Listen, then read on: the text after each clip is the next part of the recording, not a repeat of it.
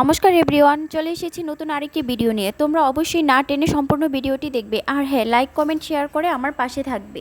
আজকে আমি রান্না করব কাঁচা টমেটো চিংড়ি মাছ দিয়ে। তার জন্য একটি কড়াই বসিয়ে নিয়েছি, কড়াইয়ের ভিতর তেল দিয়ে দিচ্ছি, আর তেলের ভিতর হলুদ গুঁড়া, মরিচ গুঁড়া আর সরিষা বাটা দিয়ে দিচ্ছি। একটু সামান্য জল দিয়ে মশলাটাকে ভালো করে কষিয়ে নেব। মশলাকে যত কষানো হয় ততই কিন্তু তরকারিটা খেতে মজা লাগে। তেল ওঠা অবধি মশলাটাকে কষাবো।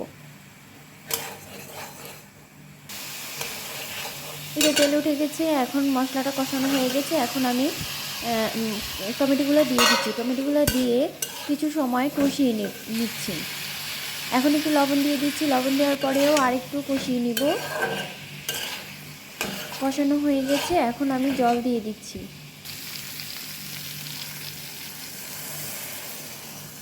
সবাই একটু পাশে থাকবেন, আমার চ্যানেলটাকে সাবস্ক্রাইব করবেন এবং সম্পূর্ণ ভিডিওটা দেখবেন এবং জানাবেন যে আমার রান্না কীরকম হয়, দেখতে কেমন হয়, এটা কিন্তু জানাবেন।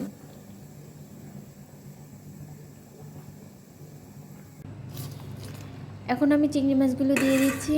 চিংড়ি মাছগুলো দিয়ে কিন্তু বেশিক্ষণ রান্না করা যাবে না, তাহলে চিংড়ি মাছগুলো শক্ত হয়ে যাবে। শক্ত হয়ে গেলে এগুলো আর খেতে ভালো লাগবে না। এজন্য 3 থেকে 4 মিনিট রান্না করে তরকারিটা নামিয়ে নেব।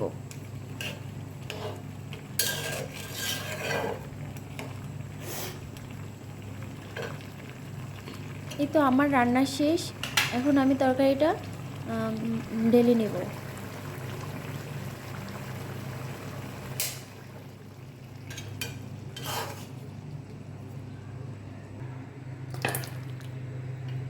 এটাই হয়েছে আমার টমেটো চিংড়ির ফাইনাল লুক। কেমন হয়েছে জানাবে কিন্তু সবাই। Thanks for watching everyone.